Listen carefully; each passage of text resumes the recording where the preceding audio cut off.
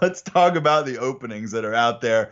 The Bengals, the Jets, the Bucs, the Cardinals, Broncos, Dolphins, Browns, and Packers. Those jobs are all open. Some of those firings obviously happened, with a few games left in the season. Mike McCarthy was, mercifully let go before the year ended. Cardinals coach, I don't even remember when he was fired, but it was sometime. Anyway, Marvin Lewis finally gets the hook. Absolutely, right? 16 years. And, it's like nobody can say, man, they didn't give Marvin Lewis a chance. They gave him the old college try. When Marvin Lewis started coaching, I think I was a first-year teacher.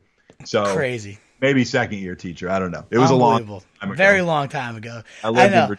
And what I would like to do now, you listed off the teams. I want to kind of go in order of what I consider the most intriguing from a fantasy. This is obviously a fantasy-centric podcast. We just did a little bit of NFL real talk. You guys know who we think's going to the Super Bowl. So make your playoff picks around us because we're never wrong, of course. But yeah, I think there's tons of fantasy juice at the top of this list. There's 3 teams in particular. I think it's 2 teams that are at the top. I think there's 3, and I'll justify the third one, which you probably don't agree with. There's definitely 2, though. Everyone's kind of in agreement for that. There's going to be we talking about talent. We talking Packers Browns? Absolutely. Okay. One being, I consider that tier above everybody else. 100%. And Packers would be my number 1 just because they're still a little more established. Yeah, long term, he's still great. Absolutely. Rodgers is still unbelievable. As much as I hate the guy, as much as he needs everyone to know how hurt he is and blah, blah, blah. You think he needed everyone to know that concussion that he got in that meaningless game? What a BS concussion. Are you fucking kidding me? Dude, no way. He went to the hospital in an ambulance. Did he? He went to the hospital? I thought he was so. I don't think he did. I think literally like, I don't feel like playing today. I've got to hit it up. That was so stupid of them to play him. What were they? He should, especially with Devontae Adams. Like, there's no reason for him out there. But you look at the Packers. You got Rodgers number 1. That's where you start. And an unbelievable quarterback, still in his prime, established. So there's going to be fantasy fireworks there all day long. So getting an explosive, sneaky offensive mind in there would do wonders for fantasy because you got Devontae Adams, the number 1 fantasy receiver on the year in points per game. Tyreek Hill actually ended up taking that title in the last week. Remember Odell Beckham versus Tyreek Hill? Number 1 for fantasy receiver was Tyreek Hill this year. So well done that. I know you were all over that. You were all about Tyreek Hill. I didn't see a number 1 season coming. I got shit on pretty good when I said that. Yeah. Not by you. You were like, "Oh, that's like I don't agree, but that's intriguing." He's got high upside. But there was like I remember CJ specifically on a Facebook post, like when I said that, and he put the post up of us talking. I remember his comment. He was like, "No, Watkins is going to take too much work from him," or something like that. Right. Exactly. Nope. Not at all. I never forget, CJ. But yeah, no, the Packers, clearly the most explosive, already established talent, whereas the Browns, obviously on the rise, tons of intriguing pieces there. Some names that have been linked to the Packers so far, obviously interim head coach Joe Philbin. He has some support from Rodgers, Adams. That's going to go a long way, but that would be boring to me. Josh McDaniels, as is every year, is linked to offensive needed teams, and I mean that'd be intriguing. He's obviously been with the Patriots and seen some huge success. How much of that's Brady and Belichick versus him is debatable. I thought he was a horrendous head coach with the Broncos. I don't really get the McDaniels hype. I don't think he'd do. I mean, if he goes to the Packers, that's the one place I could see him succeeding because he has such an established veteran QB and weapons around him. They've also been linked to the other Patriots coordinator, Brian Flores, looking at a defensive-minded guy. One name that did intrigue me, and I never know why this guy is not tossed around more often, is Pete Carmichael of the Saints. Their offensive coordinator never seems to get interviews for head coach jobs, but they've been linked to the Packers as well. I mean, it's because Sean Payton obviously calls all the plays. He's the wizard there. But when you're playing under this guy, coaching under this guy for so long, you obviously learn quite a bit from this genius mind. So I think Carmichael has a great resume and could do wonders there with Aaron Rodgers. So I'd love to see that. Matt LaFleur, the other guy, looking for the next Sean McVay. He coached under Sean McVay, coached under Shanahan. He's with the Titans. Didn't do amazing things this year, but obviously comes from an impressive lineage. So those are some of the names linked to the Packers. I'd really like to see Carmichael or maybe even McDaniels go there as some bright offensive minds.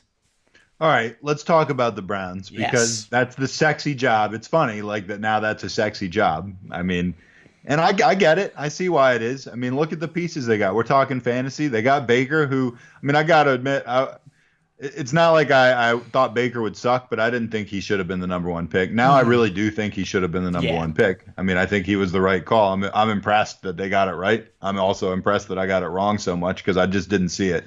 But you can see it when the guy plays. I mean, I see the downsides of Baker. Like it's not like he's, he's not John Elway, he's not Tom Brady, he's not Aaron Rodgers. Like he's definitely a little high maintenance, maybe a lot high maintenance. And he's kind of an idiot sometimes, but he's a really good football player. He's an accurate passer, although he did blow that pass. I mean, he had a pass to Jarvis Landry that probably would have won him that game.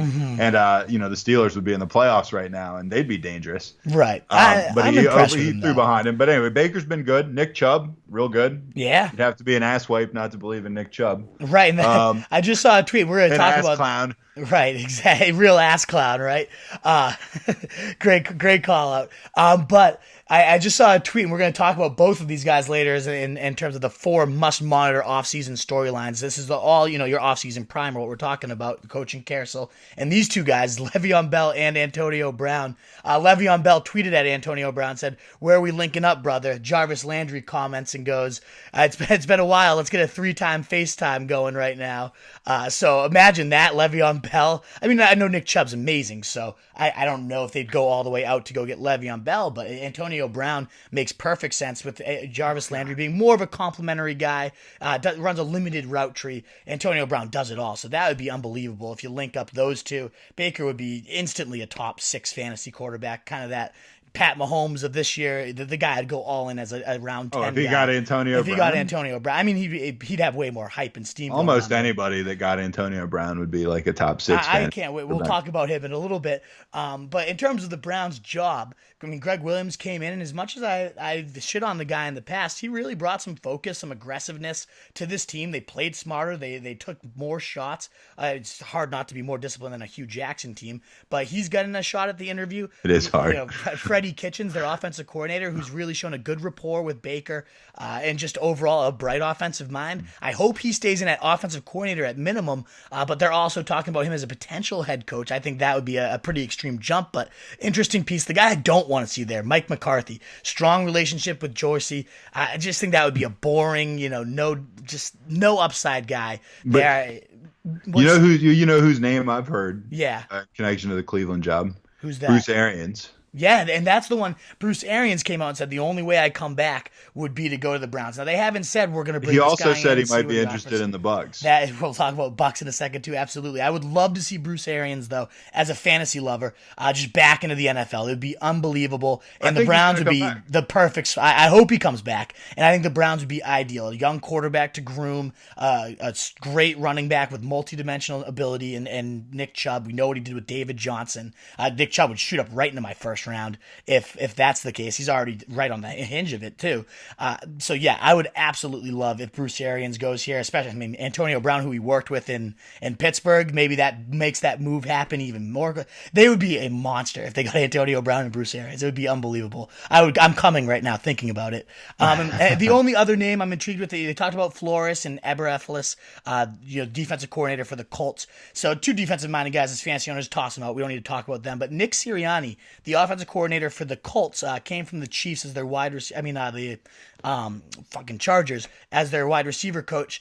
He's an intriguing guy. He's kind of that hot coach right now that they're thinking, is this the next, Sean McVay, this offensive coordinator, coach with Frank Reich, who was obviously with the Eagles and had some explosive attacks. Sirianni, a name that's very interesting choice to come in as their coordinator and their head coach interview. Would be very intrigued if he gets that job, other than Bruce Arians, of course, would be my number 1 there.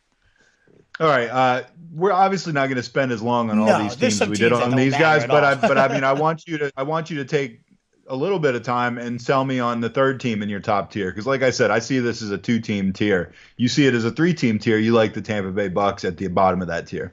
Absolutely. I just really like the talent that they have there. I don't love Jameis Winston. I don't think he's ever going to win a Super Bowl or anything of that nature, but he's got a cannon. He showed some real progression by the end of this year with his decision-making, much more careful with the ball, which I love to see. You got Mike Evans, Deshaun Jackson probably on his way out, but I love Chris Godwin as a long-term talent. Adam Humphries a free agent, so we'll see where he goes, but if he stays there, I just think a lot of overall explosive talents there with the Buck. If Todd Monken remains there too, too, an unbelievable offensive coordinator. Very intrigued to see where that guy goes as well. I just think the Bucs have enough around him, a burgeoning offensive line, a defense with a lot of talent that just couldn't get it right. My ideal for the Bucs, and they're linked to a lot of interesting names. My ideal would be a defensive-minded guy goes there. Todd Monken stays, doesn't get the boot. So they're talking about guys, George Edwards, who was the Vikings defensive coordinator. And then Bruce Arians, of course, though. The other guy I would love to see go there is rumored to be interested in that job. Said Jameis Winston, fun to coach. There's no doubt about it. And he would listen to the Bucs if they inquired, and it sounds like they are going to be interested in inquiring about him. So I would love, again, anywhere Bruce Arians goes, I think fantasy magic falls. I think Mike Evans would flourish with that guy. The running back, Peyton Barber, not all that exciting, but you imagine with some interesting free agent backs. You got Mark Ingram, you got Tevin Coleman, some explosive guys there. I mean, obviously Le'Veon Bell, if he goes there, would be ridiculous, especially with Bruce Arians, who makes absolute work of David Johnson. I mean, what he would do with Le'Veon Bell with the Bucs. Oh my God, I hadn't even considered that situation, and now I'm getting all revved up in my bedroom right now. I would love to see, a defensive-minded guy there and keep Todd Monken in place, or Bruce Arians, of course.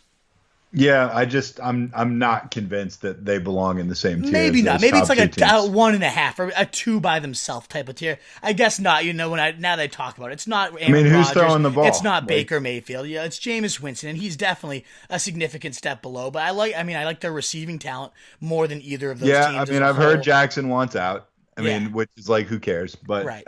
I don't know. The running back situation's obviously not great, but like you said, they could pick somebody up. Maybe it could change. I think they're an intriguing option. I don't put them with those other guys, but I do put them third. I put them third on this list. So let's talk about the second tier. You got the Bengals and the Jets.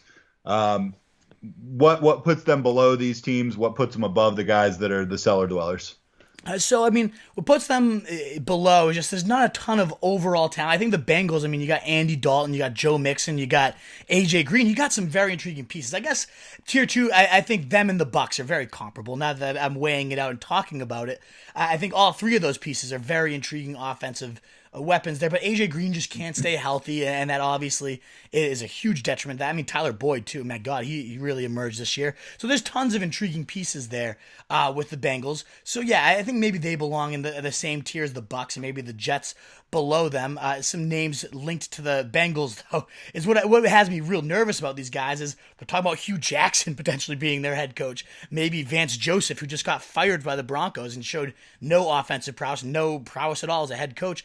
I don't like the names really being linked with them. One name that I am very intrigued by, though, that I really hope they explore, Eric, I don't even know how you pronounce it, Bieniemy. It's the Chiefs offensive coordinator, whoever it is.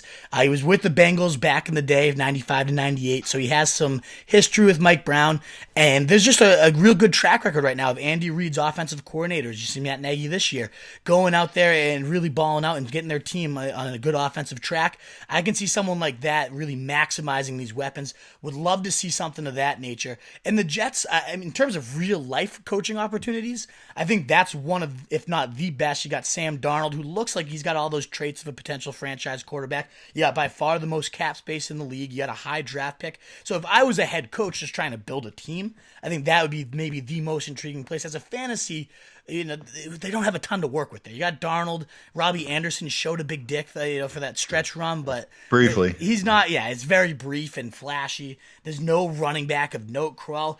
I imagine the only reason I have this as 5 is you got to imagine they're bringing some people. Maybe that's where Antonio Brown and Le'Veon Bell land together, something of that nature. They have the equipment and the cap space and the draft capital to make some huge splashes. So ranking them at that high is clearly not a reflection on their current roster, because they'd be down there with the Dolphins at the bottom if it was just their current roster. I think they have the firepower, though, to make some big moves for whoever ends up coming there. And I like that one of the most linked guys to them right now, Todd Monken, who I just raved about with the Bucs, loves to push it deep, has great, he made Ryan Fitzpatrick a star this season. So this guy's a great track record with the quarterbacks. He's very confident, loves an aggressive game, knows how to make his playmakers feel well and comfortable. I would love to see Todd Monken go there.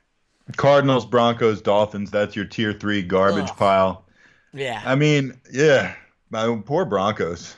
Right? What's going on, man? I know, crumbling. Look at them. They're the 7th out of 8th most appealing job. This is like consistently winning franchise. Not the last 2 years, but I mean, they're considered a really good organization. Yeah. Man, they've been bad lately. I know. There just isn't much to build around right there. I mean, Philip Lindsay obviously showed some real upside. Losing Emmanuel Sanders killed them. I know, I couldn't exactly. believe how bad that. I mean, that just completely seemed to shut their whole offense down. And that was a brutal injury, so who knows? He's a little bit older. Who knows if he comes back to form? You got to have another wide receiver around him, and there's not a good wide receiver class this year in terms of free agency. There's just not a lot to love. They're going to lose Valdir in free agency most likely on the offensive line, and they're already a pretty weak unit. There's just not a lot to love there. I mean, Philip Lindsay, the only talent of note from a fantasy perspective, unless Sanders is fully healthy. Of course, he makes some magic too. And the Cardinals, you're looking at David Johnson, of course, historically top 5 track record this year, blue. But you got Rosen, maybe he takes the next step. Maybe they beef up the line a bit, and DJ can kind of have a resurgence with the right coach. Maybe that happens, but there's not a ton of intrigue there. The Dolphins, I mean, what's there to get excited about there? There's literally nothing. I mean, Broncos, the only thing you get really excited about is that defense. They still got plenty of talent there. So that as a fantasy player, that doesn't matter at all to us, though. So yeah, there's just nothing there. That other than that, David Johnson, there's no one in there that I'm like, I need to know who goes there as a fantasy owner. None of it really matters to me that much right now. I agree with you wholeheartedly on your whole order of your 8. I just don't think the Bucs belong in the first tier. But I believe in the order you have. I think you're pretty much right down the. The more I talked about the Bengals, like maybe I put them above the Bucs too. Those 3 key fantasy pieces, and Joe Mixon an RB1, AJ Green dinged up wide receiver 1, and then Andy Dalton. Yeah, no, I know there's so much to come. Let's pump the brakes. Yeah, but I like them just as much as the Bucs, I would say.